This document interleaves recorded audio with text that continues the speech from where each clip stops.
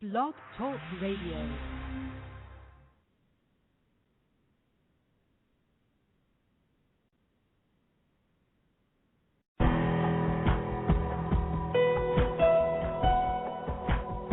Welcome to our program on Kardec Radio. And now, here's our host, Dr. Vanessa Anceloni.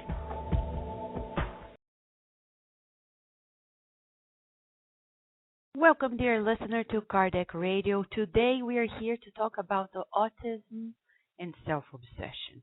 There is much to be explained on the Spiritist view on what's happening to a mind that is diagnosed with autism.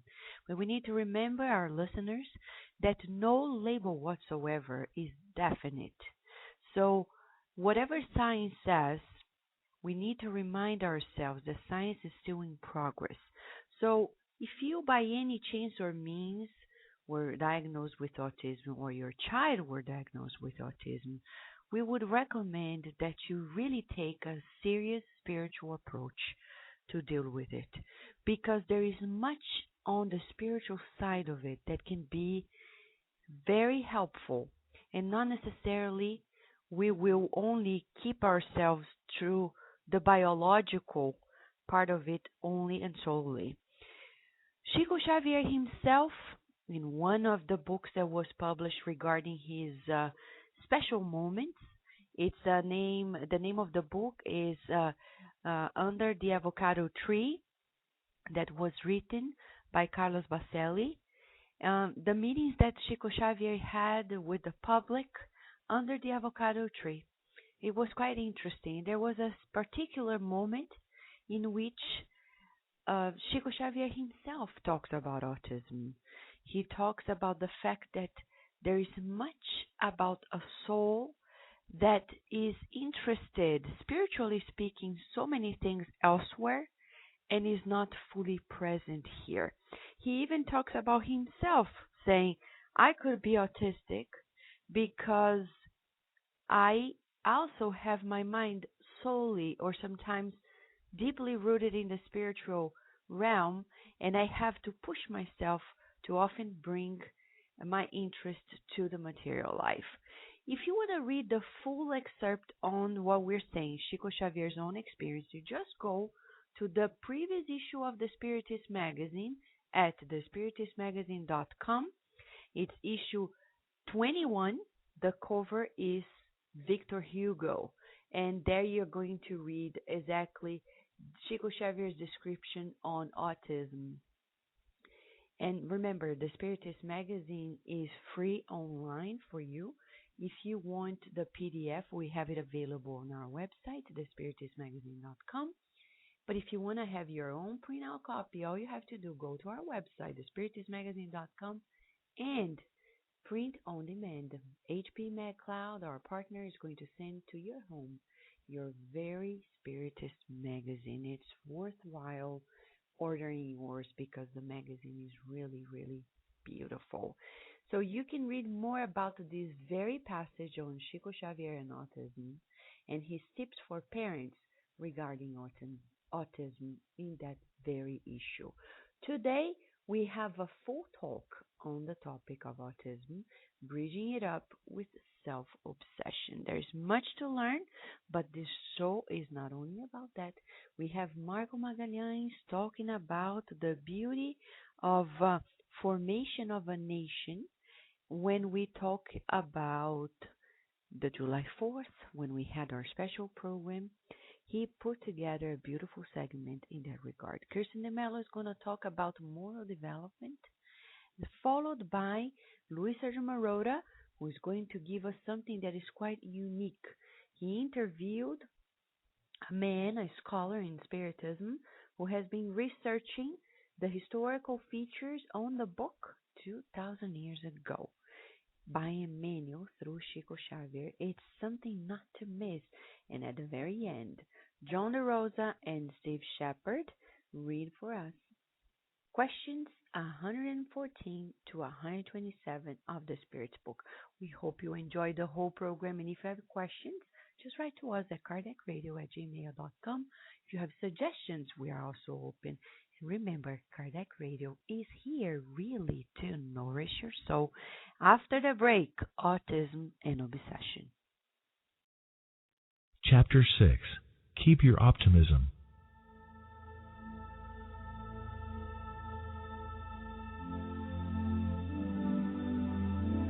The dispirited companion who walks by your side may be facing a crucial ordeal. That friend of yours who slipped into delinquency may have tried hard to avoid crime. The other one who succumbed to vice may have fought against it but was not strong enough. The co-worker who discontinued service might have tried to stay in his place but was unable to comply. The friend who suddenly became your enemy may not have been able to overcome his pernicious tendencies. People acting negatively need understanding rather than criticism. Some might have wished to act differently but could not help themselves. A few others may be secretly trying to fight their negative drives. Many may have already acted as anonymous heroes but are now in disgrace. All of them need a new opportunity to prove themselves, that they can change their behavior. They may never ask for help. Still, they should be given a new chance. Consider the positive side of people's actions and forget their weaknesses. Do not reject them. It is easy to fraternize with nice and diligent people always willing to cooperate and serve. It is agreeable to enjoy the company of worthy persons. But they also have problems of which you probably know nothing about. The earth is both a school and a hospital for unhealthy souls. Nobody living on earth now is an exception from this rule. It is useless to seek the company of angels, since they are not incarnate on earth now. All people on this planet bear the same characteristics as yourself. They suffer, have their own limitations, and they want to live in peace, and they dream with happiness. Try not to comment on the deficiency of others. If you cannot help them, keep silent and excuse them when they hurt you. Do not be disheartened by their behavior. If you know what you are looking for and are willing to serve, go on acting as you know best, and be gentle to all who come your way. Do not harbor grief or disappointment within your heart. Be an optimist. Help those who have gone astray back to the right road. Abandoned and betrayed, Jesus was never disheartened. Never did he display resentment. He was the great winner of all the battles that life reserved for him.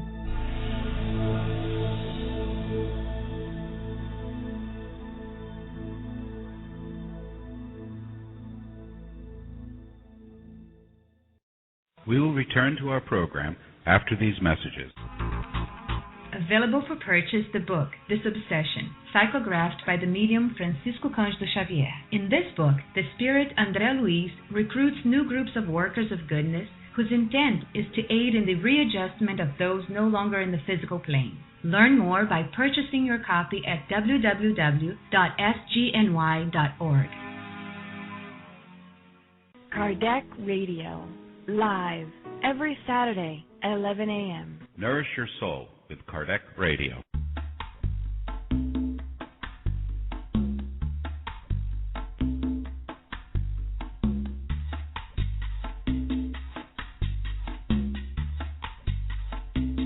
Listen to our sister radio, Bazera Online Web Radio, retransmitting Kardec Radio shows 3 times a day. Also, beautiful and inspiring programs in English, Spanish, and Portuguese. Go to www.spiritist.com.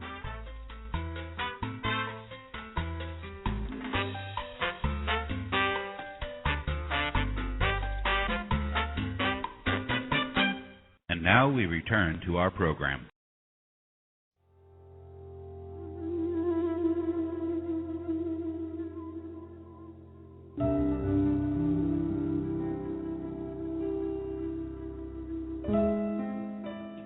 Welcome, everyone. We are going to it's a short talk. we don't have enough time to explore the extent of the topic, but we'll cover main elements, and because it's a very vast, autism in itself is very, very vast to be studied, and not to say the topic of obsession, self-obsession. For the ones who are here for the first time and are not familiar with the Spiritist Society of Baltimore, here our mission is to study the Spiritist teachings. Okay, they were brought by the Frenchman educator Allan Kardec 150 some years ago, 52 this year, and with the teachings, we of course finally make peace in regard to what science says. We accommodate the teachings of science with the teachings of religion and philosophy altogether. So here we find common grounds for this type of discussion altogether. But the main tenet is really to boost our faith through our reasoning. So here we put an end to blind faith and we welcome rational faith. I think this is very controversial in many ways. For many people say you don't have to think about God and life. We think otherwise. If God gave us intelligence, we shall use it for the best. And this is one of the purposes we are here. And this is why we think this topic is very important. Because of all things, in regard of mental health, as a psychologist and a neuroscientist, besides being a spiritist, I understand as much as the board of directors of the Spiritist Society of Baltimore that we should kickstart the series of talks and workshops this month on mental health by addressing one of the ones that is in escalating. And for some of you who either have experiences at personal level or professional level, you probably know much more than we are going to explore here. But the goal is just to recap some of the elements that science tells us, and then from there we're going to expose what the Spiritist teachings and the revelations bring to us. And at the end, we're going to wrap up with the Spiritist therapy, because that's what we can offer here or can be offered anywhere where Spiritism is being presented. So, the puzzle. It's very puzzling. It is a puzzling mental disorder. It is considered a mental disorder. And this is actually how beautiful they created the symbol of autism, of these puzzles all together. And we should raise awareness. But before we do that, to get to know more, we need to define what we're talking about.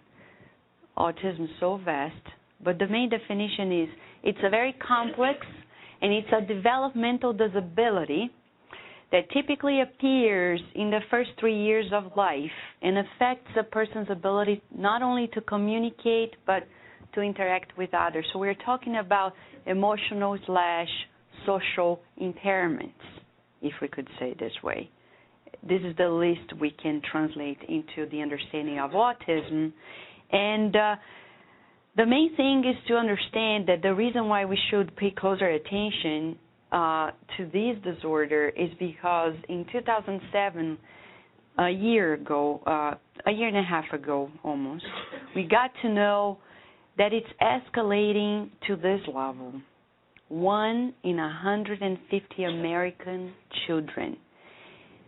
10 years, 20 years ago, it was 1 in 10,000. Of course, many people say, oh, that's because we are better at diagnosing it. That's what many people are telling us nowadays. We know that more children are autistic nowadays because now we understand more the spectrum of the disease, but not necessarily.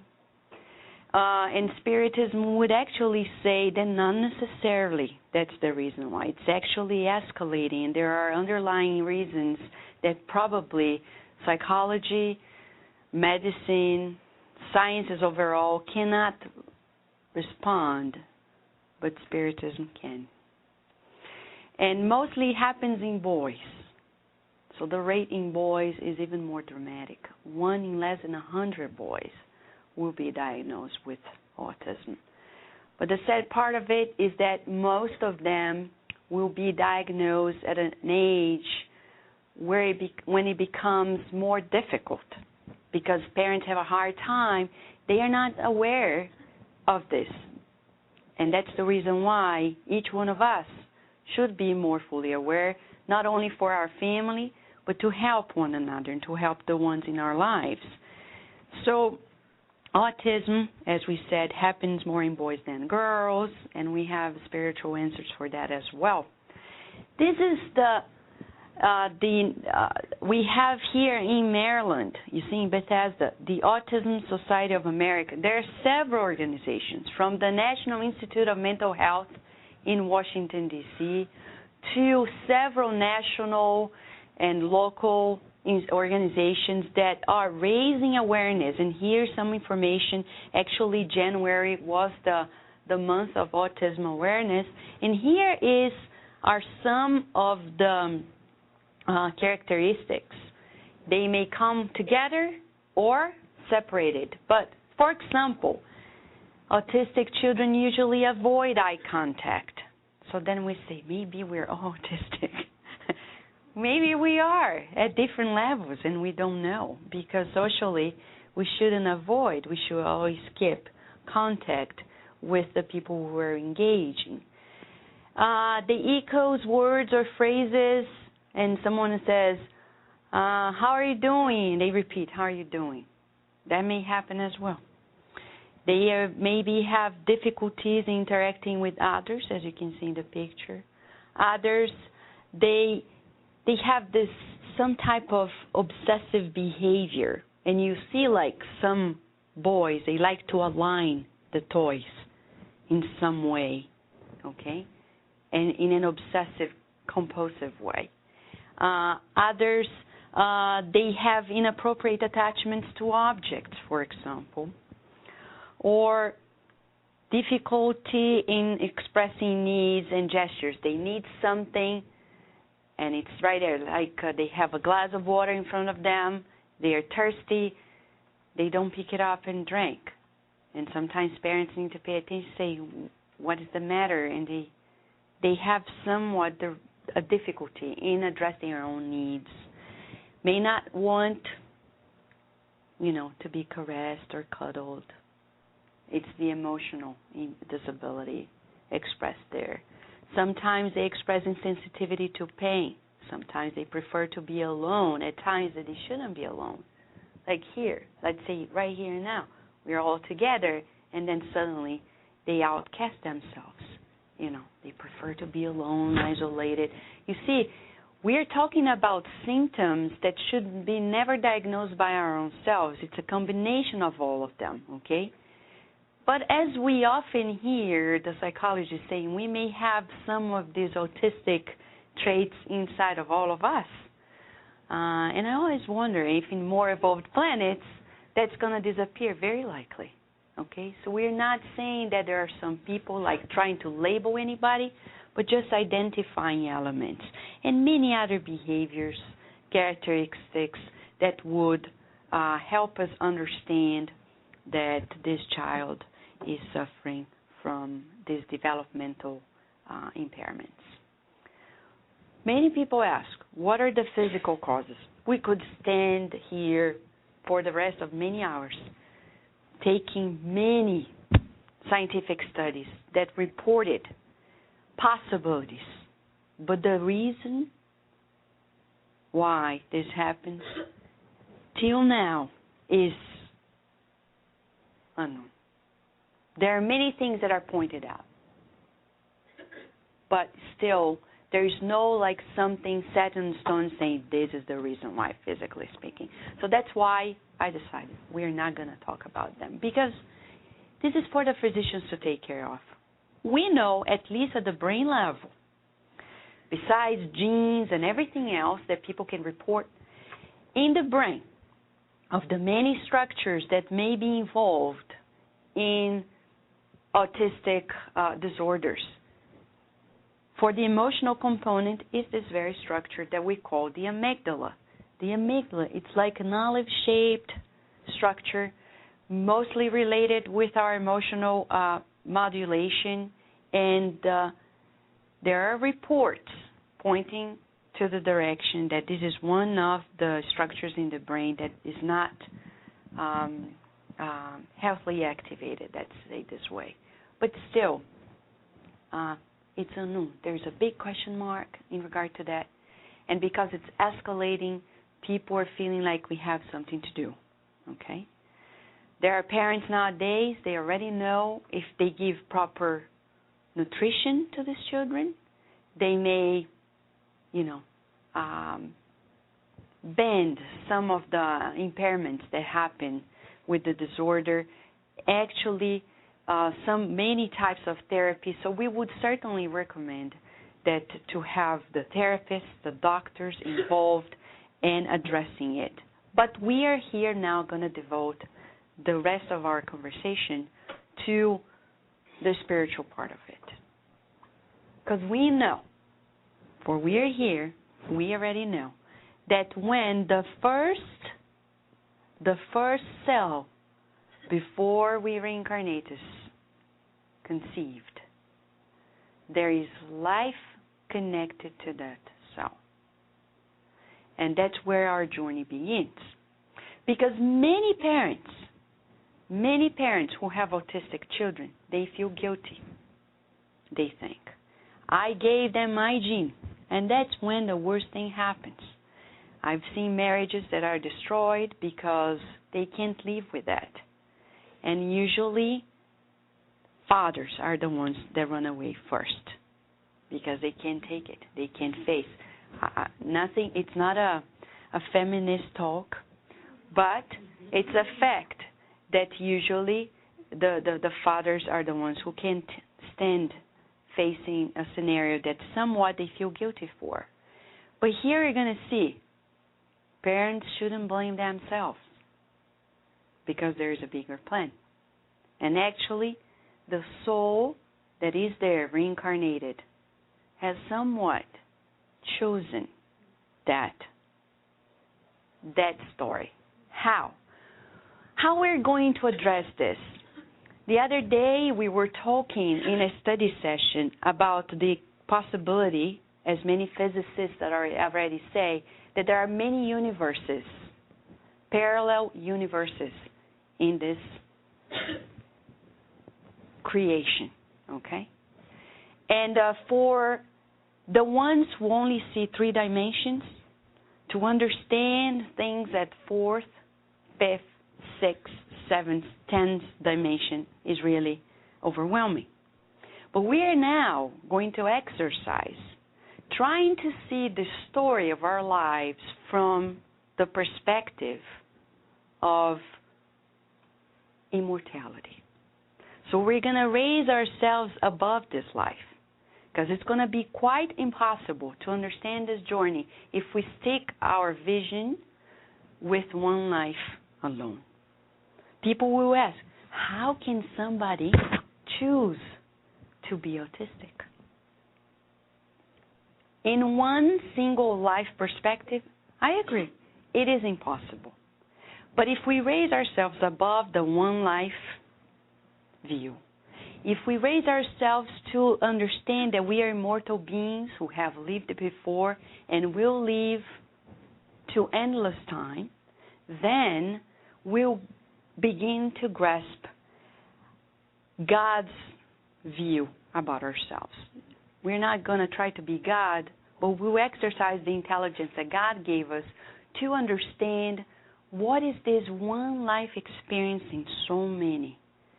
It's a preparation for things in the future and at the same time rebalancing things from the past. So how does that happen? In the Gospel according to Spiritism, on chapter 14, item 9, one of our preferred passages. There we have Allan Kardec bringing the teachings that we found in the New Testament. When Jesus brought to us the saying, honor your father and your mother. Well, from there, we got many messages from good spirits trying to unfold the mysteries of trying to honor parents who sometimes we don't feel we should do. So then, St. Augustine, in the spirit realm, through a medium, in item 9, he starts telling us, it's like a story, but it's a very true story.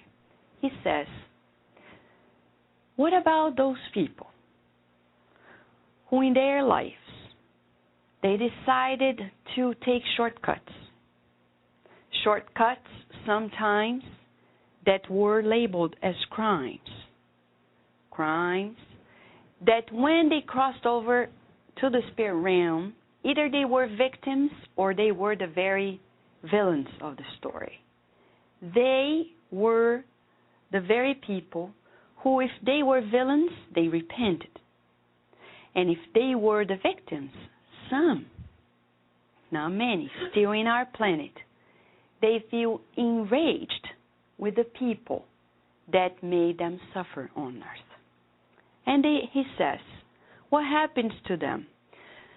They stay in the spirit realm for some time, and then, before they reincarnate again, if they open the opportunity, if they get tired of that, either the anger or the repentance, they open a door for the spirit, the more elevated spirits, to come and rescue them, prepare them for a new opportunity. Often, an opportunity among the very people that they either made them suffer or they were hurt by those very people. And that's when the planning of a reincarnation happens. Like we're going to see this story in this book by Divaldo Franco. So how does the union of the spirit and the body happen? So here we have in a book that was mediumistically written by the medium Divaldo Franco, whom many of you know, and the spirit who reported it through Divaldo Franco is the former spirit doctor Manuel Filomeno de Miranda. And he comes to us and says that this spirit, Orino, this is the name of the spirit. I love when they put these very exotic names because it feels like it's not us, but it could be us. But it's not anybody else that we know, because if it says Joseph, oh, I know Joseph, maybe that's him. Luckily, the spirits know, so they create these other names that are quite unknown to us. And Orino, he went through that process we talked about. And the spirit architects, they were planning his reincarnation. And these are the very words that Miranda brings to us. Orino knew his future parents, like many of us knew before we came here, to whom he was connected since past lives. It makes so much sense. And his parents carried healthy biological elements which he needed to carry through his tasks in the new reincarnation. Now, his parents carried healthy biological elements that Orino would benefit from to form his body. But now, see this. He got to know, at the same time, that he would have a brother with mental illness, whom would be instrument of inner transformation, patience, and other virtues to be exercised by both parents and Orino. So we're talking about same parents. The genetic code of them offering possibilities for two different spirits, having physical bodies that would be helpful to what they needed. One needed to be healthy, and the other one needed to experience mental illness. Very same parents. So parents shouldn't feel guilty, for they gave the genes to that spirit who was reincarnated with a disability. For first and foremost, we're going to learn that there is a reason behind it. And then we get to know the Orino before he reincarnated, just so we feel the care when before we came here, how we were cared for. We received special treatments, the passes therapy, as you know, the healing, the perispiritual reduction, which is a normal process, so we can fit into a new body and grow, expand as it grows, the new body, in his spiritual body or perispirit to be ready for reincarnation. They use these techniques there, hypnotherapy. That's where they come from. Here is just a mirror image, a very rough image of the many possibilities that can come from the real plane. As Plato said, the world of ideas is the real one, and truly is the world of spirit. He was prepared for the deep awareness on the work to be performed in that new reincarnation, and he visited his future parents several times in order to get the proper attunement for the accomplishment of the plans for that new life. So each one of us, very likely, before we reincarnate, we visit parents. If we're not obsessing them already, because those cases exist, then we may visit them with mercy, the mercy of God, accompanied by our guardian angels, parents' guardian angels, so we can acclimate ourselves into each other's energy field, let's say this way. Now, see the pictures. Before Orino was conceived, and he was in the spirit realm already smiling about it, there was a spirit doctor named Germano who was assigned to apply special energy therapy onto Orino. His spiritual body would be reduced to a newborn size. It's our spiritual body. There, when our spiritual body shrinked in ways that now we can't accommodate in our minds, how does that happen? But in the future, the spiritist science will probably unfold it for us. It's when all the memories, all the files of previous lives are compressed, like we say nowadays, zipped. Zip file. It's in the zip file. So it takes a while to really access it. And they are there, compressed. That's why when we reincarnate, we don't recall things that easily from previous lives, because the files are compressed. Thank God they are. For we hopefully don't need to know all that much. Then, these are actually scientific studies. The sperms that were stained with fluorescence, so scientists could study special composition of them. But here we use the image so we can picture the journey. Okay? Who chose the genetic code for that new body? The parents? No. The very spirit. So the very words of Miranda, and touching Germano, the doctor. Orino's crown chakra, the mentor induced the dislocation of a powerful mental wave from Orino himself, which entered the uterus of his future mother and reached a specific sperm cell. The impulse of that energy gave new speed to that sperm cell, which won the race into conception. So it's not about the fittest. No. It's about the sperm that has the code that is needed to form that new body, plus the ovum of the mom that is going to be receiving that extra genetic load. Then they continue. That specific sperm contained the paternal DNA that contained the needed elements for Orino's physical constitution in conjunction with the material ovule. So then we learn that the genetic imprinting, when people say, I think this is genetic, they are right. But what they don't know is that there is a cause to the genetic imprinting. What for material science, it finishes there. That's the cause of all things. The genes, for us, it has a cause in itself. Okay? So the genetic imprinting, another book by the medium, Divaldo Franco, another spirit doctor named Dr. Ferreira, he brings to us that the genetic imprinting comes from the mind of the soul that is about to reincarnate. That mind, our mind, in our deep conscience, is going to send that message into our spiritual body. From there, it's going to imprint itself in the genes, and if vibratory disturbances were present in the mind of all of us, they were imprinted in the perispirit through the gene and then in the genes and going to produce altered neurochemistry, altered biological events.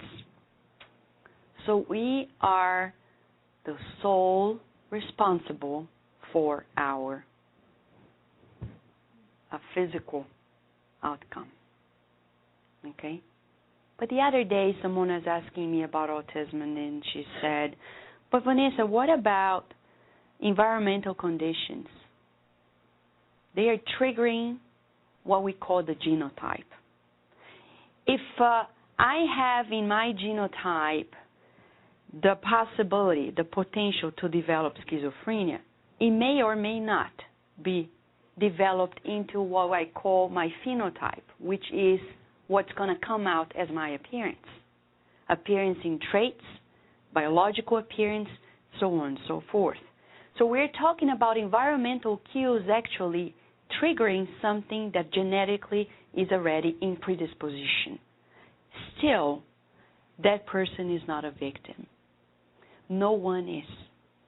No one is a victim of anything in life, because if it happens for responsibility of someone else, still we needed that experience. We didn't deserve it. So we may phrase it again and again. We don't deserve to suffer. But sometimes we attract that suffering for reasons that now one life cannot explain. In this sense, what are the spiritual causes? And now we need to hold on to our astonishment, because some will think that just to diagnose, spiritually speaking, this may be too cruel. But the fact is that the doctor, the spirit doctor Bezerra de Menezes, who is actually one of the spirit doctors who takes care of many people in the planet, and sent already spirit doctors to take care of some of the works we do at the SSB. Leonardo is going to, in 2 weeks, talk more about this spirit doctor, whom we shall know better. He came once through the hands of Chico Xavier and then Divaldo Franco in this book, Madness and Obsession, to tell us about cases.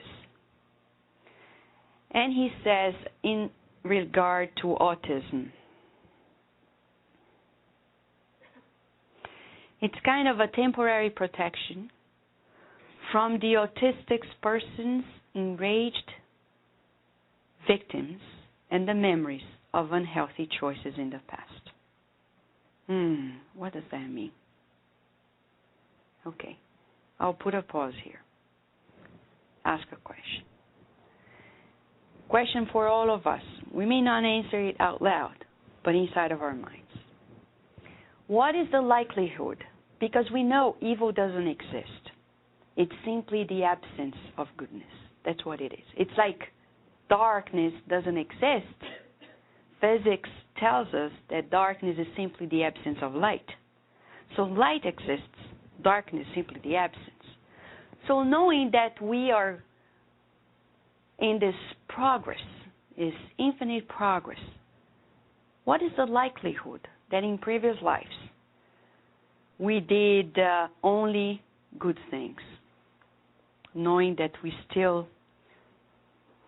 ignorant of so many things? So likely, don't you think, that in previous lives we made unhealthy choices as well? Healthy and unhealthy choices. Then the unhealthy ones likely hurt others. It's just the way it happens. And then, where those whom we've hurt have been? Still connected with us. But the worst part of it, we forget, is when we don't realize that everything we do, others may not know, but it stays here. The inner Las Vegas, I call. You know, what happens here stays here and really stays here in our conscience. We may lie to everybody, but to ourselves. The inner God is fully aware of every thought, every feeling, every action. And the problem is that when here we are not distracted anymore with the things of matter, when we are in the spirit realm, we face it with full force. The actions, the feelings, everything that we are. And then we develop what we call in Spiritism self-obsession.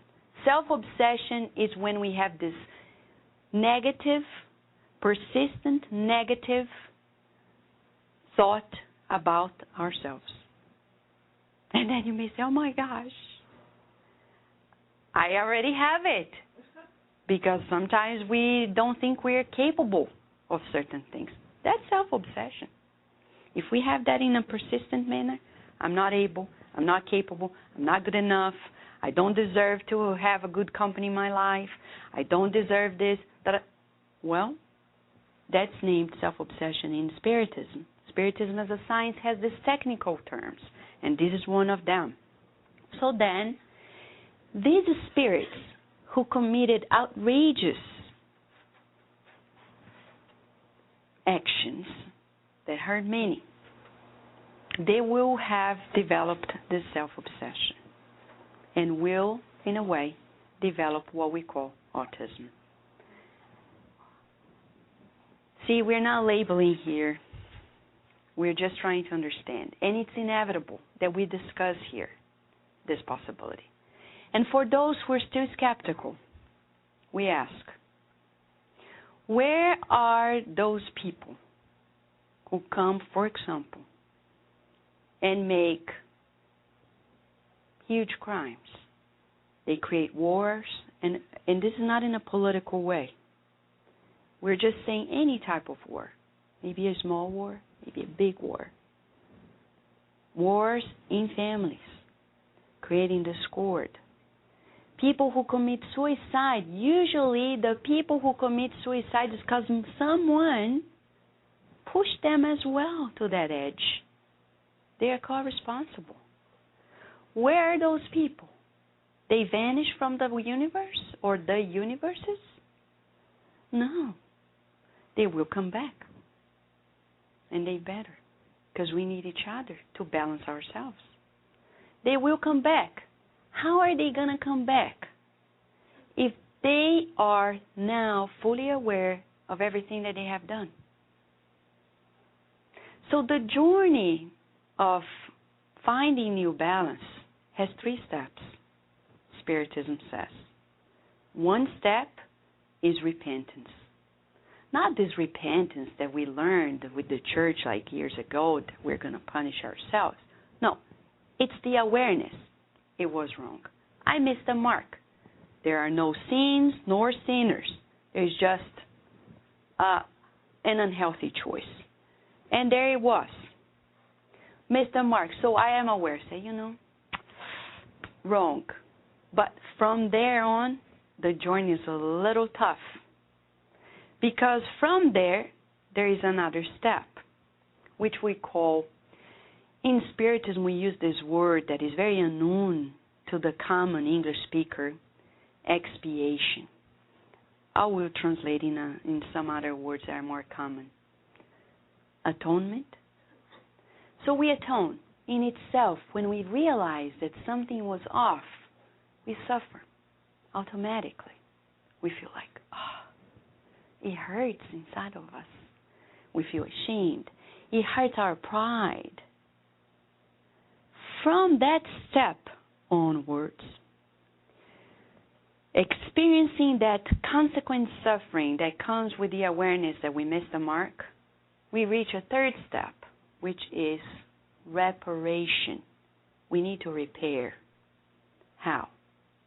For example, if we are one day at the forefront of a movement like this one of autism awareness, there we go. We're repairing already.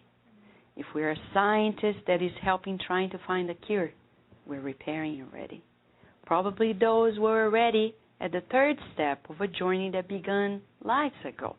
There are lives that are solid of atonement. But there will be a next one when it's going to happen, the reparation.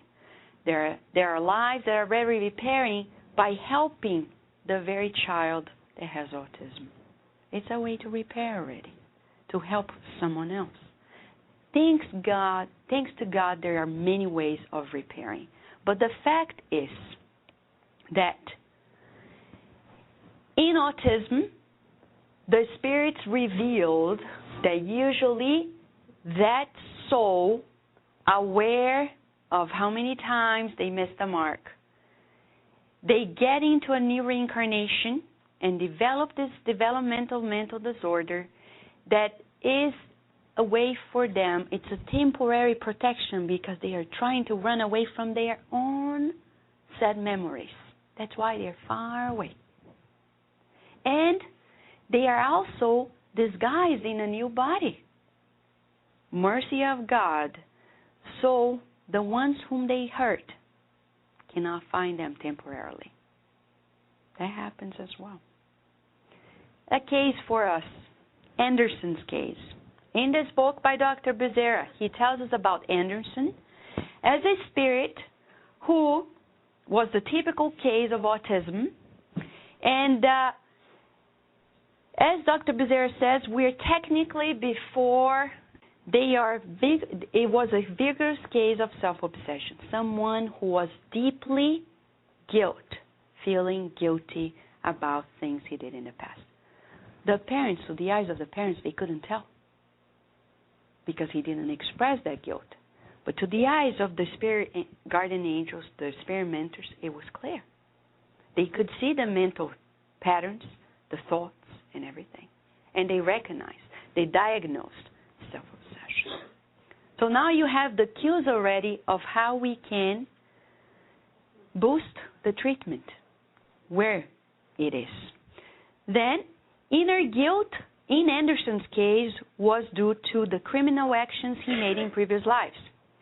And I'll summarize to you what Dr. Bezerra says. Anderson was a man that, in the eyes of everybody, he was very neat, a gentleman, but he had a life that was a surprise for everybody because he liked to write letters to people when he didn't like those people, anonymous letters. He would write, and people nowadays, they do that in emails.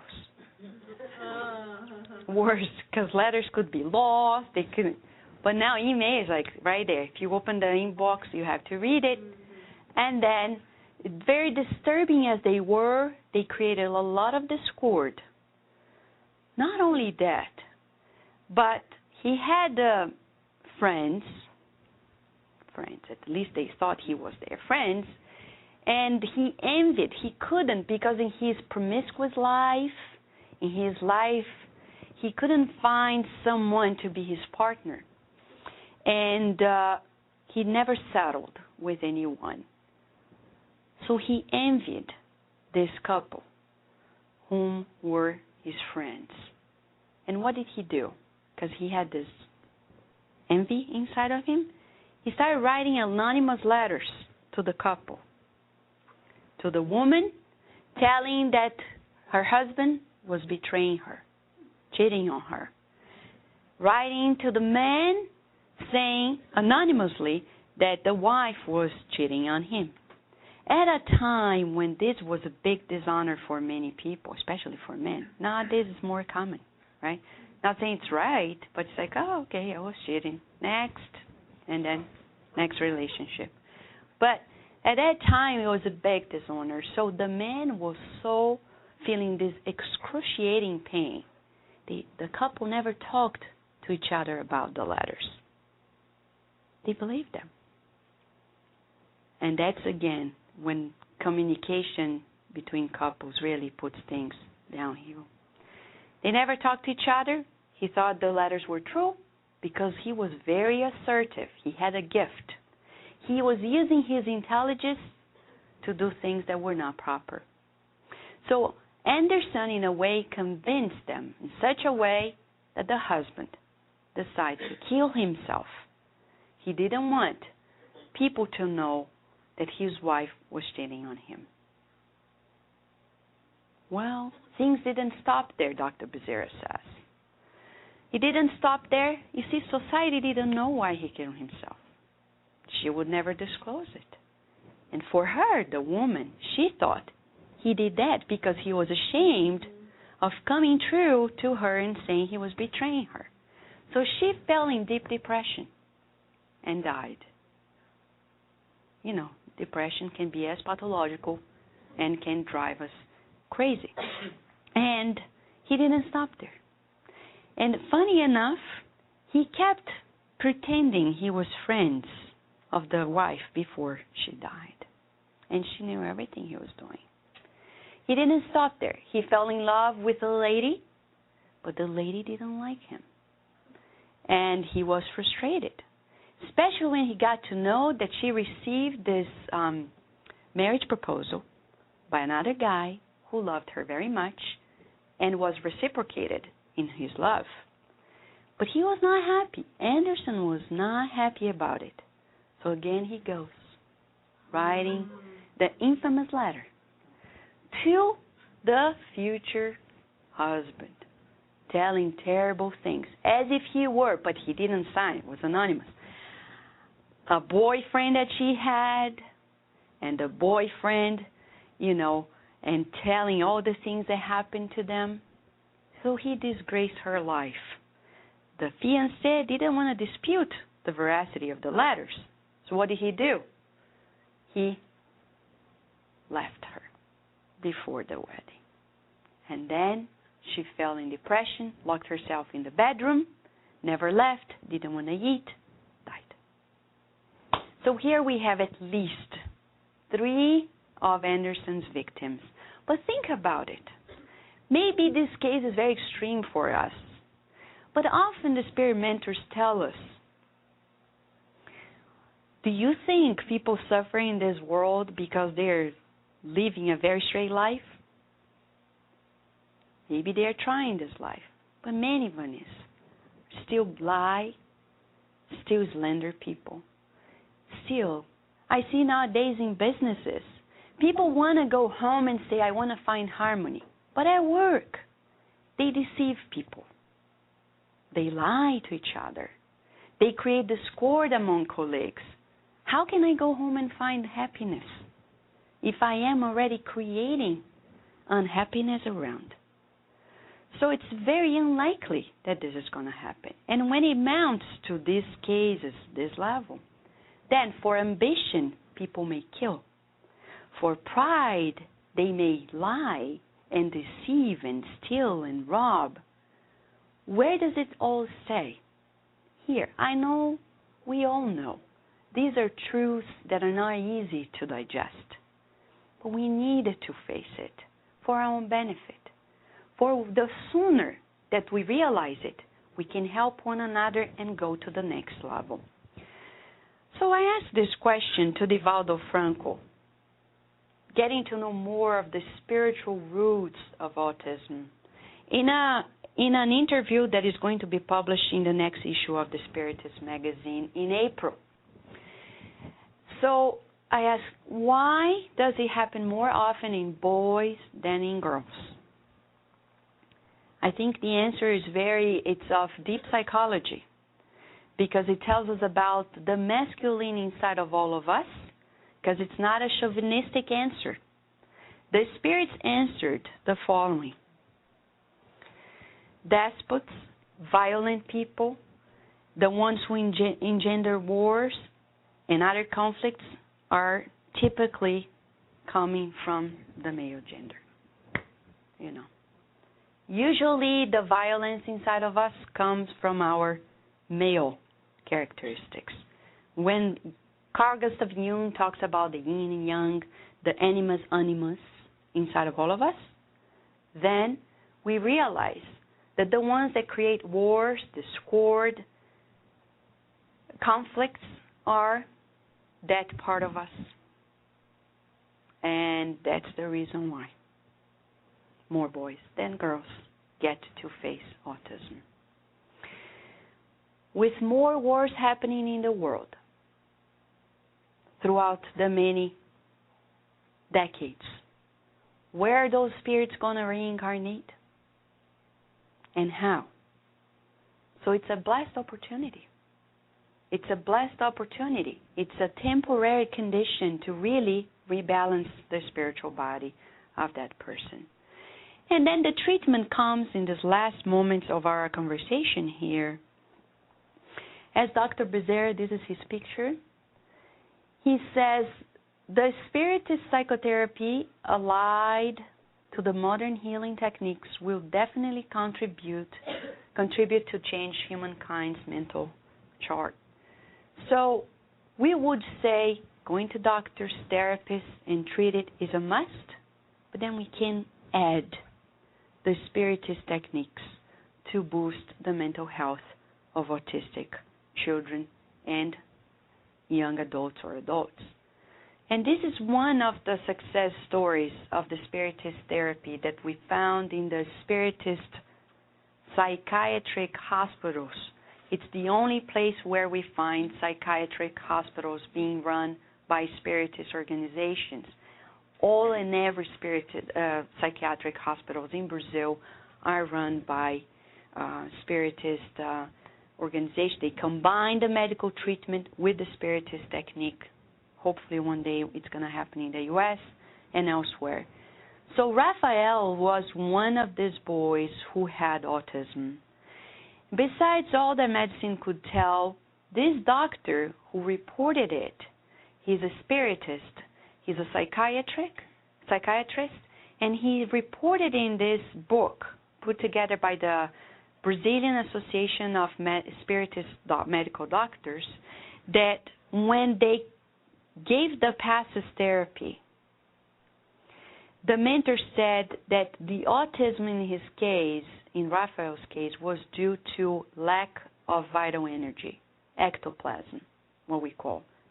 We all have ectoplasm, vital energy that gives life to our physical bodies. But in his case, the spirit identified he lacked this vital energy. And that's why he was more in the spirit realm than here. So what did he do? They used the realignment of the chakras, or the vital centers, as we say, through the passes therapy. And by applying that energy, they brought it together, the balance to that. So after 6 months, they saw great improvement in Raphael. Besides that, the passes therapy, something, for example, we do on Mondays, we also learned that the entities that were connected to Raphael because of previous lives connections, they were being rescued little by little, gradually, through what we call the disobsession treatment. It's what we do in the Spirit Side of Baltimore as well. When people leave from the spiritual treatment, the mediumistic group stays, and there we serve as instruments to the good spirits who bring these entities, and through the spirit counseling, they are invited to a new opportunity because they are suffering. To be after someone is not to be happy. If they were happy, they wouldn't. So they are the first ones to be suffering, and they were rescued. And the case of autism really was helped with the technique. So then we would summarize the main things in Spiritism that could be very beneficial if worked in collaboration with medical doctors, psychotherapists, social workers, etc. Add 1. Learn to talk with the Spirit. The loving dialogue, the dialogue of self-forgiveness. If these spirits, they are encapsulated in their guilt, what we call self-obsession, then we're going to gradually give them food, spiritual food, to come out of their capsule, to destroy that capsule, energetic capsule, that restrains them into self-obsession. How? And this is when we recall the wisdom of another spiritist who lived in Brazil at the beginning of the 20th century, Dr. Barçanufo. He was an educator, he was a professor, he was an extraordinary medium, had all different types of mediumship, from bicorpority to healing and many others. So he taught us that we need to talk to these spirits as we should talk to one another, spirit to spirit. So parents should talk to their autistic children and educators to the autistic patients, not as, oh, you're a child or you're an adolescent, but eye to eye, although they avoid it, but still keeping in mind that we're talking to a millennial spirit that may not express what they are thinking, but they are listening. And invite them to self-forgiveness. Truly, saying, we all miss the mark. And it should be done in a daily basis. And especially, as they say, when they are sleeping. Because parents especially should sit down next to their autistic child. And when they're sleeping, in a very soothing voice, invite them to self-forgiveness and saying, affirmatively saying, I know you are perfect inside, you were given opportunities in previous lives, you missed the mark, but here is God giving you the opportunity to come to terms with your guilt. Forgive yourself. Tell yourself, I forgive myself. And you keep being this affirmative voice to that spirit. Educators shall also do the same and develop this technique that is very promising from any age group, babies to seniors. It's a technique that is very effective. 2, the passes therapy. Bring them to the center, to any center that you know. Apply. It's almost miraculous in many ways when we observe that that's not only going to realign, rebalance, but keep the entities that are disturbing at the rescue work. And that's what we're talking about as the obsession treatment, our rescue work. It's the spirit release therapy. Okay? The bottom line is that we have in front of us an immortal spirit that is in need of a loving education. And whomever is living with an autistic person or in charge of educating or treating is invited in a spiritual perspective to add this element. We have someone that is in essence divine and is experiencing something that shall pass. With our help, it's going to pass much faster. Okay? I'd like to stop here and give a few minutes for possible questions. Yes. My first question is, Sorry, I forgot. I keep forgetting about this. Okay. My first question is, they don't seem very self-aware that they have a problem, so is it more of a spiritual timeout, the lifetime that they're going to spend? Because it's more of a learning experience for the parent and the family people around them. Mm-hmm. So are they serving, that's their way to serve as a learning, like to provide somebody else with a learning experience while they're in a spiritual timeout? Okay. Thank you. We shall never generalize the cases, but for the most part, the people who have autism, they use their intelligence in the wrong direction, in an unhealthy direction. And usually they had pride at higher levels. And it may express right here and now as they are, they don't show that they are in need of anything. Some are very, they present more depressive traits, and others more this anger. They express that anger. So it's still a pattern. I could show you video clips for the ones who could understand better if they are not aware of this. For example, a boy that was aligning for, apparent to our eyes, no reason, cans, and he had a hammer, and his game was to smash the cans. He would align them neatly and then start smashing them. Why? Now think, for the ones who are play therapists, they would know better how to transpose from a previous life into that new game.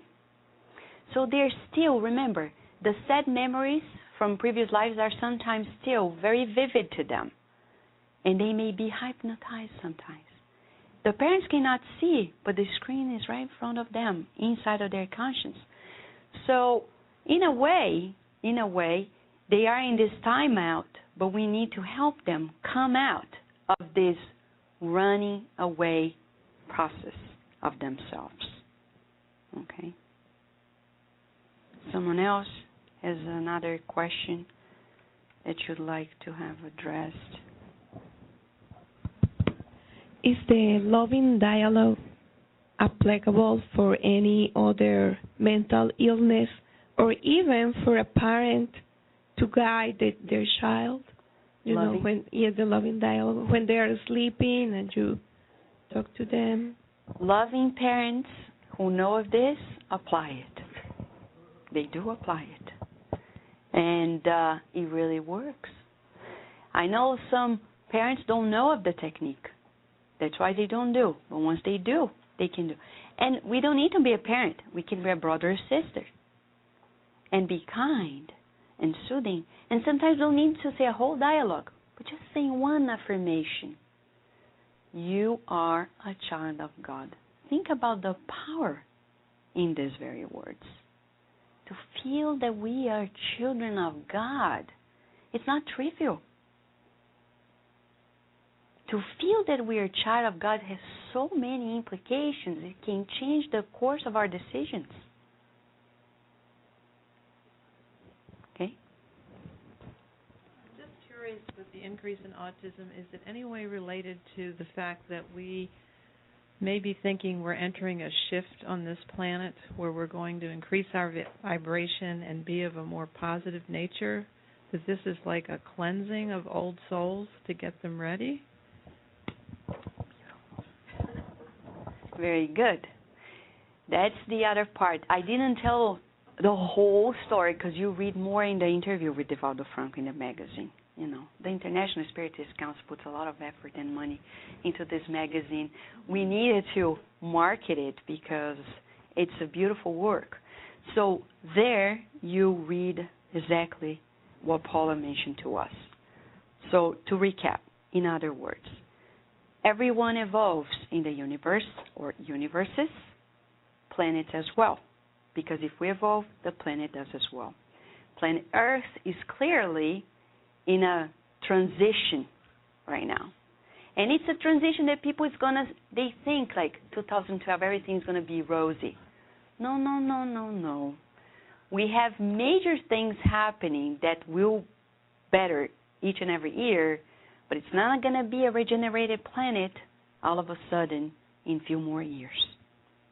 But it's changing. How is it going to change? God provides new opportunities. So those who miss the mark, like all of us, we will be back. And in such conditions, so it's going to be a drainage. It's like draining. You see, that's the article. When the illness is the cure. I know that when we are feeling pain, it's hard, we cry. because I've been feeling this sciatica. I know, and I remind myself, Vanessa, it's your cure. This is your cure. But it shall pass. But how are we going to drain our disturbances in these blessed impairments? To wrap it up, neuroscience has done this experiment to show us how disabilities and impairments are a boost to our own progress. That wasn't their goal, but that's how we see the study that they did. So they got stroke patients, and they did the following experiment. So if their right side was impaired, they put a mitt in the good hand, around the good hand. So people would avoid using the good hand to force them to use the one that was impaired. And they saw the progress in the brain of the person. They saw the progress in the whole constitution of the body, because if we stay in the comfort zone, we don't progress. So the bottom line of autism, it's one of the many ways that we find to rebalance ourselves, draining our disturbances through the beauty and collaboration of this connection with the physical body. And again, as we said at the beginning, in the panoramic view of life, it's just one split moment. For us, it's a long life, but in immortality, it's one dot in the many dots of many lives. Okay? Just a quick one. It's very practical. As an educator working in a school with autistic children, can I speak silently to the student? I'm just trying to picture me doing this dialogue out loud, in a public school. Silently, you mean mind to mind? Yeah, just send the thoughts to the student. Thoughts are things. Very good, Paula. A very important reminder. We cannot say what we don't think. So before we say, we need to think. And when we cannot say, still we can think. And when we send them, thoughts are real things. They can actually, if I send these loving thoughts to someone saying, you are capable, you're good, you're a child of God, you have a wonderful potential, that soul will feel better. So, good point, Paula. Okay, one last. Cheryl? I once went to visit Kennedy Krieger, which is specializes in treatment of mental health issues, and she explained how difficult it was to get in there. There's a waiting list, like a year or two, to get in to be in-house for treatment. And she pointed out a young man who had been there for a year and a half, and the cost is $3,000 a day to be there. So he had been there quite a long time. And he didn't have this particular problem, I don't think, but I don't have all the particulars, but he kept, he was banging his head and doing things, self-destructive kind of things. And she said that they had tried acupuncture, and within days he was ready to go home. So I'm wondering how that is involved with autism. Well, you see what you're talking about. Thank you for the example. Because in acupuncture, we find the energy work. When we're talking about the lack of ectoplasm and the realignment of the vital centers or the chakras, there you go. We find in that opportunity, like the passes, acupuncture, or any other type, the realignment. And with that, boosting a healthier life as well. That will affect, certainly, the physical body. Acupuncture people, we know, the practitioners know we're working with the energy field. But sometimes it's more dramatic than they imagine. We know through Spiritism that homeopathic remedy, acupuncture, they work in the spiritual body first. It's beyond even the energy body, what we call the vital body. it's even beyond that. We're talking about the matrix of our physical organic life being boosted and then reflecting it in the physical body later on, as you said, successfully making the person recover or feel better. As again, autism is a wide range. They call it like the spectrum of autism is so wide. There are many types, many levels, and in that range, this will work in some fashion. Okay? All right? How about if now we receive the spiritual passes, okay? Our practitioners will serve as instruments. You can stay where you are. All we need to do, for the spirit doctors are here. They've been here throughout the whole time, even before we came here. They already know what we need. All we need to do is to be open, thinking of beautiful things. And let's do it together as we prepare ourselves.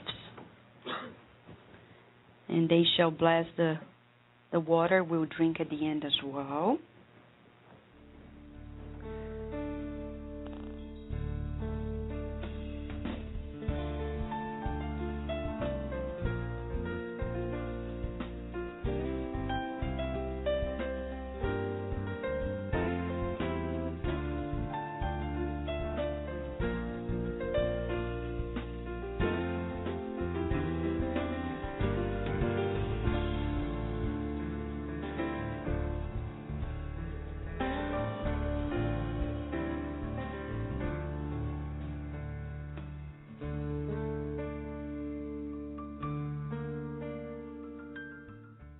We will return to our program after these messages.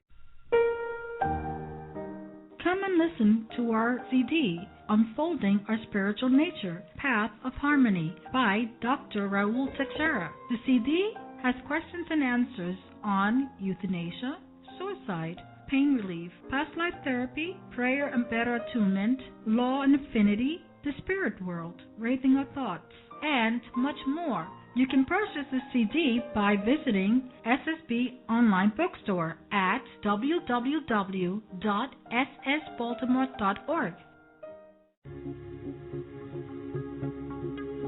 Known as one of the most scientific books by Allan Kardec, The Genesis dives deeper into the origins of our planet to the advent of the new generations to come. Purchase your copy today, online or via your ebook reader. Go to www.ediceiofamerica.com today. Nourish Your Soul with Kardec Radio. Now in English, the book Action and Reaction by the Spirit Andrea Louise, psychographed by Chico Xavier. Buy your copy online or via your ebook reader. Go to www.ediceiofamerica.com today. And now we return to our program.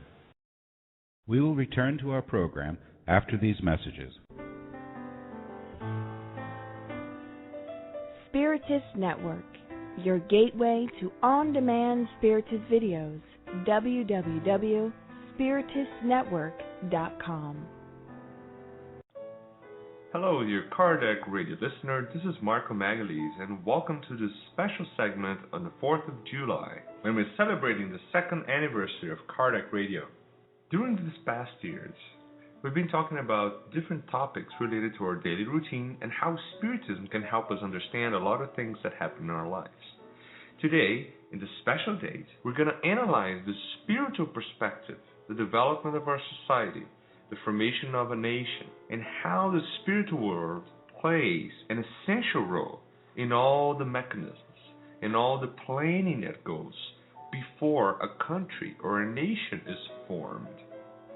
We have many examples of that in Spiritist books, especially two books by Emmanuel, psychographed by Chico Xavier. One is called On the Way to the Light, and the other one is called Brasil, Coração do Mundo, Pátria do Evangelho, a book that's not yet translated to English. In this book, Emmanuel describes in detail all the planning that happened before Brazil was organized as a nation. The book describes in a great level of detail the meetings between Jesus and spirits like Heliel, which was going to be later on incarnated as Henrique de Sagres, that changed the whole mentality of Portugal at that time in order to explore the world, and the spirit Ismael, which was chosen by Jesus to coordinate the efforts of the development of Brazil as a nation and as its protector spirit. In the book On the Way to the Light, Emmanuel goes a long way to describe the initial immigration of spirits from Capella since the early development of Earth, and showing how it was closely organized and inspired by these evolved spirits and working directly with our governor Jesus Christ. So everything that happens follows the divine laws. There are no shortcuts. And it's a beautiful collaborative work between incarnated and discarnated spirits. Of course, if we use our free will, humanity collectively will make decisions that will work against the march of progress, and it will slow it down, but it never stops. And this is also shown and well described in this book. In chapter 19 of the same book, Emmanuel goes into detail and describes how the Americas were discovered, populated, and organized as these developed countries that we see today. So what happened basically, in a brief summary of the spiritual perspective of the formation of the Americas, many spirits incarnated in the 15th century with the mission of exploring our planet. So basically their mission was to come, incarnate, and develop and set the foundations of the navigation schools, sailing schools, so people would be trained to do this important part on the evolution of Earth. And that was all done under the guidance of Henrique de Sagres in Spain and Portugal. So many knowledgeable spirits incarnated, bringing other technologies, and this was all planned from the spiritual world. Many of them were able to come and accomplish their mission of bringing the compass, for example, and other critical technical advances that were necessary for them to navigate and land into the American continent. So Jesus Christ, organizing all this, found in the Americas a place to start building this new civilization, inspiring the seek of new land. And the way the spirituality was able to do that was also triggering the idea in people's mind at that time that they had to find a new route to the Indias. At that time, India was this very immense, rich flavor country where a lot of the spices and products were being brought from. And they wanted to find a new way to get there. And that was one of the ways they were inspired to seek new places to navigate. So the spirits responsible for the organization of this new continent, the Americas, established this demographics of the spirits that were going to be incarnating in different areas of the Americas. And it was defined that the brain of the Americas would lay somewhere in the area of the United States, while the heart of the continent would be localized in the region of Brazil. In that way, United States was going to have spirits being incarnated, developing scientific and technological aspects, and inspiring other ideas of democracy, while Brazil was being host of spirits that would develop the spiritual and emotional component of the civilization. So there was this spiritual planning then for the colonization of the New World. It didn't happen by chance, like many people say. It was very well planned and organized in the spiritual world, and we had our roles during this process. So after finding this new continent, there was a huge effort now to selecting spirits that were already incarnated in Europe in order for them to now incarnate in the United States. What happened is, spiritually speaking, evolved spirits that had acquired some of the characteristics that were needed to start this new place, this new continent, incarnated as sons and daughters of those immigrants, of the original wave of immigrants, helping build this society. And that was all done under the orientation of Jesus. So basically, spirits that did not need reincarnations of Europe were guided to the Americas. But we have to consider that was difficult because many spirits were deeply entangled in this very complex network of deaths in Europe, and they could not at that time simply go and incarnate in America. So there had to be a specific selection of who was going to be incarnated in the Americas and who was going to be incarnated in Europe. Also, many spirits were exhausted of trying new ideas, of fighting for them in Europe. And they wanted new places to change themselves and also help develop this sense of justice, peace, and also having new trials ahead of them in this new continent. So that is why the political organization of the Americas was so well organized since the beginning, because it was based on a collective group of spirits carrying along the seeds of peace, fraternity, and freedom. Spiritually speaking, it was a blessing for many of these spirits to now incarnate in America. And it's interesting too, because Emmanuel goes along and describes a little bit about the movement of independence. So what happens is a lot of the spirits have taken the opportunity of inspiring ideas of democracy, supported by early philosophers in the 18th century. And that was also planned spiritually by inspiring and supporting ideas of democracy in a place that was originally built with the same ideas in mind. So it was a very well planned, and they were ready to receive this idea of democracy. And based on this concept, there was a continuous inspiration that led to the development of the Constitution. And when Britain, at that time, started to move backwards in the steps of democracy and evolution of freedom of thought, that's when now this whole system that was already set up in North America with spirits, with these ideas of freedom of democracy, fraternity, equality, now all together they were able to hold this and defend this new idea that led to the independence of the United States. So this is just a brief overview from the spiritual perspective, how the spirituality, planning all this ahead, was able to organize the formation and development of the United States of America. So let us celebrate today all this process that was accomplished by us as co-creators with God and all our spiritual friends that work tirelessly helping us achieve our best. Happy 4th of July, and God bless us.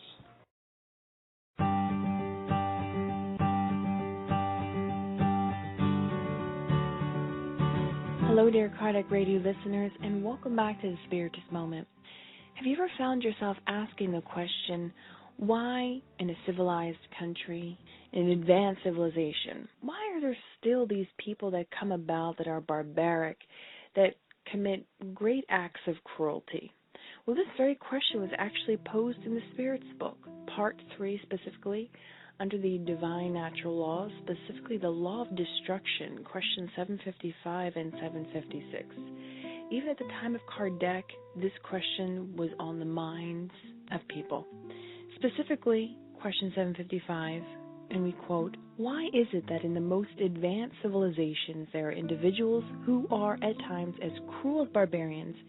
And the spirits answer, quote, "For the same reason that on a tree loaded with good fruit there is always some that is rotten, such individuals have, if you wish, only the appearance of civility, like wolves in sheep's clothing," end quote. The answer goes on, dear friend. We recommend you to go and read and study this particular chapter and the entire book, really. But it's interesting because this is even applicable today. There are many people who pose this question, why evil is still existing in this world, and the spirits have come to us to enlighten us and enrich us, that at times higher spirituality allows the less evolved, the less spiritually evolved, to be incarnated amongst the more spiritually evolved, to help the ones that are sort of lagging behind, to sort of help them boost their morality forward. And if that doesn't work, well, we know that God always gives us opportunities after opportunities to redeem ourselves, to learn, to progress. But ultimately, according to the codification of Allan Kardec, sent to us by the good and noble spirits, we learn that there are different types of worlds, and that as each planet evolves from a planet of trial and expiation to a regenerative world, and to a happy world, and so forth and so on, that not only does the physical planet itself evolve, but also the people inhabited that particular world also must evolve.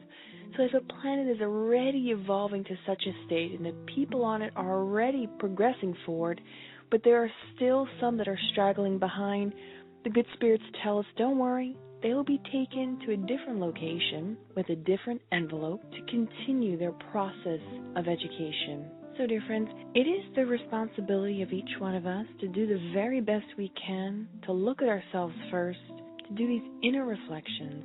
Joanna DeAndres, in the book Family Constellations, she talks to us about the idea of courage. And she tells us that it actually takes a great deal of work and courage to do a self-evaluation, to really look at ourselves in this spiritual mirror and face our mistakes and be willing to find ways to rectify them and to redeem ourselves on this evolutionary trajectory towards God, which ultimately each creature of God will reach that happy state, that state of perfection. And as we learned last week in the observation of question 754, and we bring again to repeat, to sort of memorize into our brain, remember the statement that was made, and we'll quote again. The overexcitement of the material instincts stifles, so to speak, the moral sense, as moral development gradually weakens the purely animal faculties. So, important take-home message is let us work more on our moral development, if that will assist us in really diminishing and weakening our negative tendencies, our animal instincts.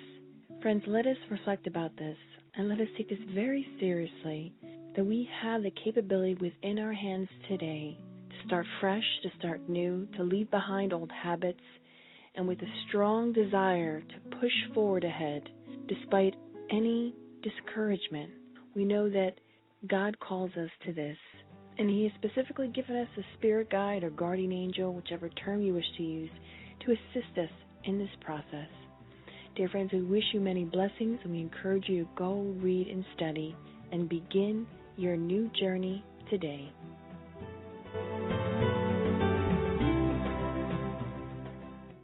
We will return to our program after these messages.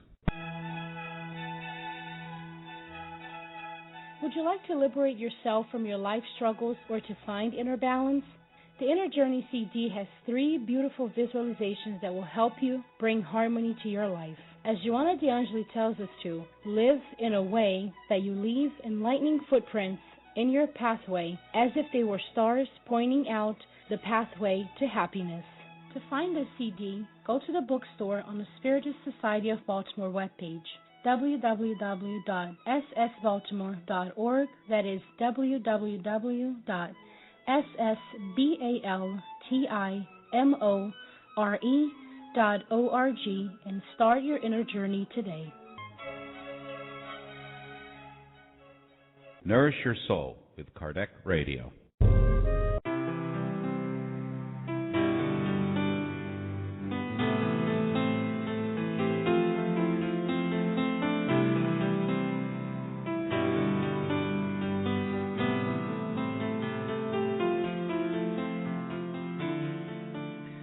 Dear listener, as you know, this week we are celebrating the 2nd anniversary of Kardec Radio. So this time we chose to have a little break in the reading of the Gospel according to Spiritism and bring to you something that somehow relates to the matter. We are here today with Marco Paulo de Espírito. He is a Brazilian attorney, a public defender in the city of Belo Horizonte. He has been a studious spiritist since his teenage years, and he is going to talk to us about this amazing historical research on Chico Xavier's psychographic work called 2,000 Years Ago. This book was received mediumistically by Chico in 1939.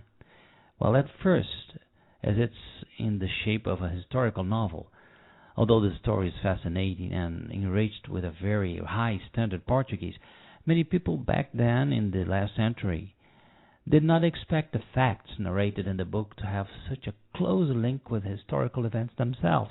The spirit is Emmanuel, and this research has been published by the Brazilian Spiritist Federation. And we'd like you to be patient with the English of our guest today because although he lived in the United States some years ago, or many years ago, he is not used to speaking English nowadays. Well, thank you, Marco, for being here with us. I thank you for being here. Well, Marco, what exactly is the aim of this investigation? As you can see in the abstract, our scope is to review the historical data in the book 2,000 Years Ago, psychographed by Chico Xavier. And how many passages have you picked on to your research so far? Well, we have picked around 200 passages in which there are elements to be investigated.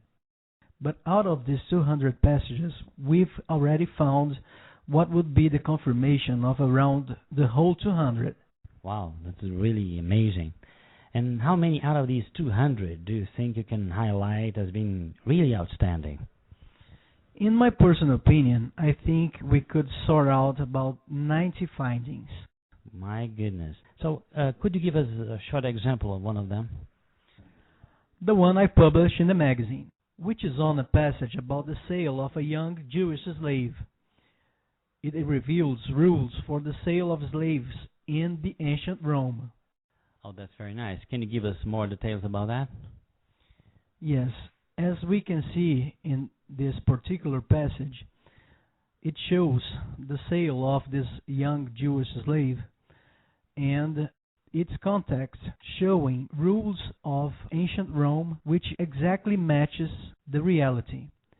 So, if we could pick the passage. One of them is this, we quote, "A few months later in Rome, on a platform in a square near the Forum, women and children were grouped in a miserable display of nudity, with small signs hanging from their necks. Among them was a semi-naked soul, his bare feet coated with chalk. He wore a white woolen hat, and his eyes darted around him wildly with rage."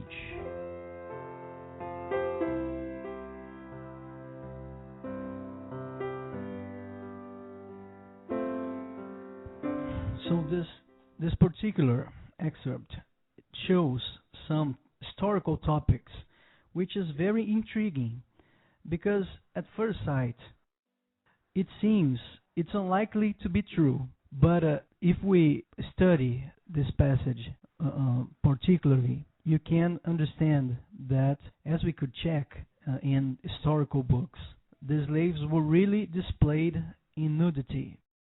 It was needed to show that the slaves had no disease. So this is correct, as we can check in the book of Chico Xavier. Also, those small hangings on the necks of the slaves, we can also see in this passage that the slave has his bare feet coated with chalk. Well, what is the purpose of this? According to the Roman rules, the ancient Roman rules, the slave had to have a feet coated with chalk if it was a slave from overseas. In other words, if we were talking about a slave that was a foreign slave from other countries or other regions, this slave had to have his feet coated with chalk, because the buyer could tell that this slave, particular one, was not a slave from the Roman region. It was a slave that did not speak the buyer's language and, for instance, had another culture.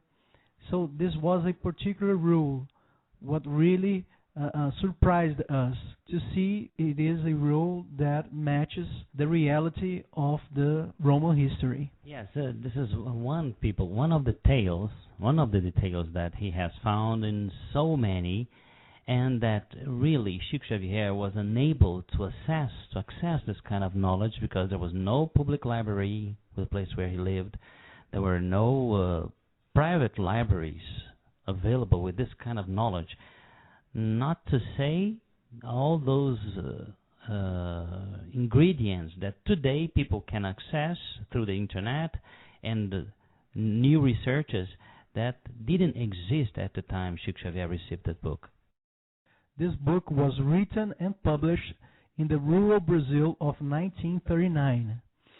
So we can see that at this time in Brazil you could not access specific information such as this one, which is reserved for the expert. Yes, and look, I took part in this at the very beginning. I took part in this research with Marco Polo, and we were amazed how much we had to work, how deep we had to go into the internet, and how difficult it was to find the expertise of the people and to endorse the findings that we were having through the web. And imagine someone like Chico Xavier in 1939 back to the Brazil of the rural Brazil at that time. Really, really very difficult for him to access the knowledge that even today many people don't have, many scholars don't have. So that's amazing.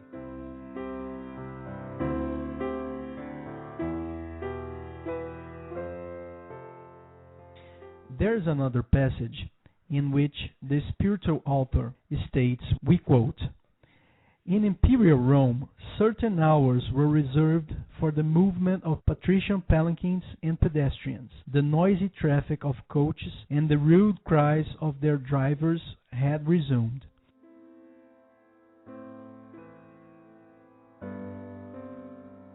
This is in fact something that happened in ancient Rome. We were really surprised when we checked that the Roman law really determined that the Emperor Trajan tried to cut down the noise made by heavy traffic on the city of Rome. And we found also other rules from other periods of time that was about this control of heavy traffic in Rome, because as we studied, the city of Rome was so unorganized. They had no control over the buildings, no plan, that it came to a point where the cars and the palanquins, the chariots, they were so many and so packed and so noisy that they had to do something. And one of the determinations was to prohibit the traffic of those vehicles at certain time of the day. Well, this was just a little view, right? A little gaze at the work of this friend of ours called Marco Polo de Espírito, that to show you that this research is such an important research, Marco Polo. I think this is amazing. I had the pleasure of beginning this research with you, and I was really, really surprised with all the findings we had. And that's it. I hope God bless you in this work that you've been carrying out. And we believe that maybe one day this could be everything in English for our listeners, for the English public too. We also expect such a translation. We are very happy to be here, very glad for your invitation, and we hope to keep on our studies. Thank you so much.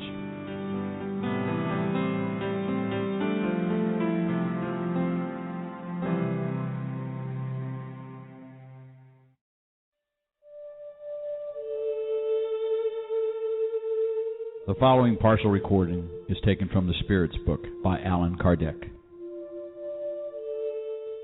The Progression of Spirits.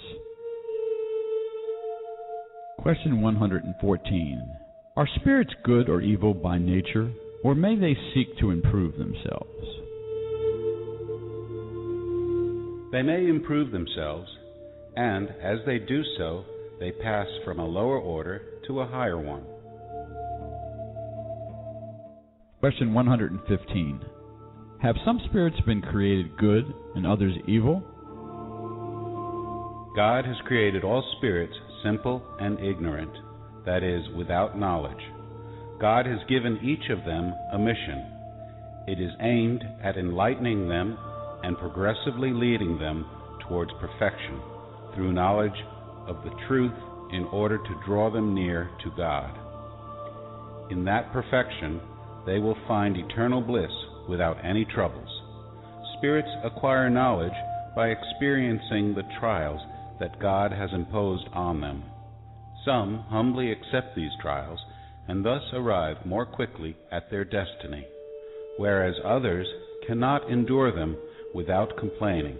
Thus, through their own fault, these latter ones remain far from the perfection and bliss promised to them.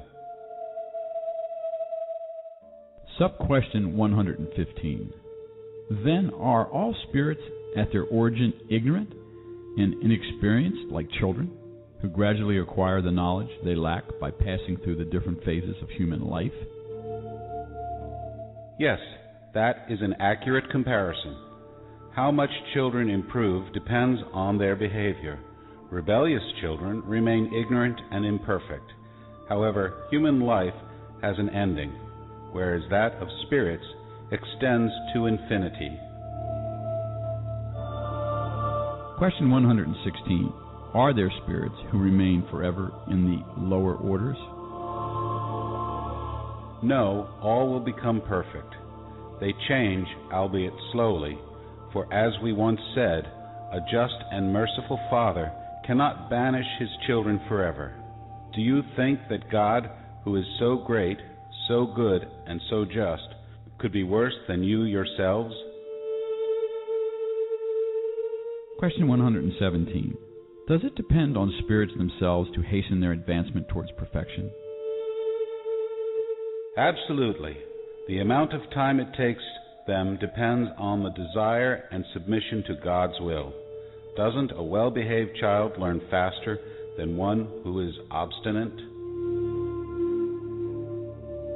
Question 118. Can spirits regress? No. As they progress, they gain an understanding of what is holding them back from perfection. When a spirit finishes a particular trial, it never forgets the knowledge it acquired. A spirit may remain stationary, but it never regresses. Question 119.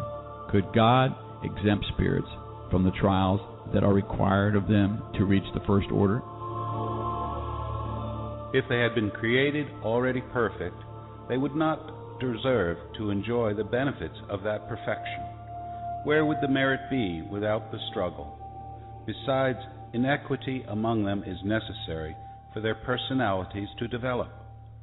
While the mission entrusted to them in the various degrees of the hierarchy reside in the designs of providence for ensuring the harmony of the universe. Author's remarks for question 119. Since it is possible for everyone in societal life to reach the highest positions, we might just as easily ask why sovereigns of countries do not make generals of every one of their soldiers. Why all entry-level employees are not made supervisors, or why all students are not professors. This is, however, one distinct difference between societal life and the spirit life, in that the former is limited and does not always allow everyone to reach the highest degree, whereas the latter is unlimited and assures everyone the possibility of reaching the highest position. Question 120. Must all spirits pass through the trial of evil to reach the good? Not evil, but ignorance. Question 121. Why have some spirits followed the path of good, but others the path of evil? Don't they have free will? God does not create any spirits evil from the start. They are created simple and ignorant, that is, capable of both good and evil. Those who are evil have become so through their own will. Question 122. At their origin, how are spirits free to choose between good and evil when they are not yet self-aware? Is there some inner principle or tendency that leads them more towards one side than the other? Free will develops as the spirit acquires self-awareness. There would be no actual choice if it were made by a cause extraneous to the spirit's will. The cause is not within the spirit, but outside, in the influences to which it yields in virtue of its free will. This is the great symbol of the fall of humankind and original sin. Some yielded to temptation, others resisted it. Sub-question 122A. Where do the influences that act upon spirits come from? From the imperfect spirits who seek to involve and dominate them, and who delight in making them succumb. This is what is represented in the allegory of Satan. Sub-question 122B. Does this influence act on a spirit only when it first comes into being? It follows the spirit over the course of its existence until it has acquired so much self-control that evil spirits do not bother it any longer. Question 123. Why does God allow the spirits to follow the path of evil? How do you dare ask God to give account for the divine acts? Do you think you can delve into God's will? Instead, you should say that God's wisdom is found in the freedom of choice that has been granted to each spirit, so that each one may have the merit of its own deeds. Question 124. There are spirits who follow the path of the absolute good from the beginning, while others follow the path of absolute evil. Aren't there gradations between these two extremes? Yes, certainly. They are the paths of the vast majority. Question 125. Will those spirits who follow the path of evil be able to arrive at the same degree of elevation as the others? Yes, but the eternities will be much longer for them. Author's remark for question 125. We must understand the expression eternities to mean the way in which imperfect spirits regard the perpetuity of their sufferings, whose end they are not allowed to foresee. This belief is renewed every time they succumb to a trial. Question 126. In God's sight, are the spirits who reach the highest degree after having passed through evil less meritorious than the others? God looks upon those who have gone astray with the same regard and loves all of them in the same way. They are called evil because they have succumbed. Before that, they were nothing more than simple spirits. Question 127. Are all spirits created equal with regards to their intellectual faculties? They are all created equal, but since they do not know where they come from, they must develop their free will. They progress in both intelligence and morality at different rates. Author's remarks for question 127. Spirits who follow the path of the good from the beginning are not therefore perfect because of it. Although they have no evil tendencies, they must still acquire the necessary experience and knowledge needed for perfection. We could compare them to children who must develop and learn no matter how good their natural instincts are. They do not suddenly go from infancy to adulthood without a transition. Just as there are individuals who are good from childhood and others who are evil, there are spirits who are good or evil from the start, but with the critical difference that a child possesses its instincts already formed, whereas a spirit is neither evil nor good at its formation. Rather, it has both tendencies, taking one direction or the other in virtue of its own free will.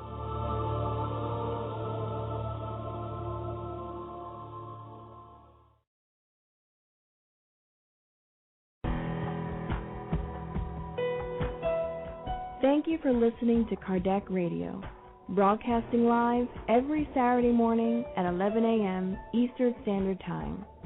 Email us and share your comments at www.kardecradio.com. Until next time, we wish you many blessings.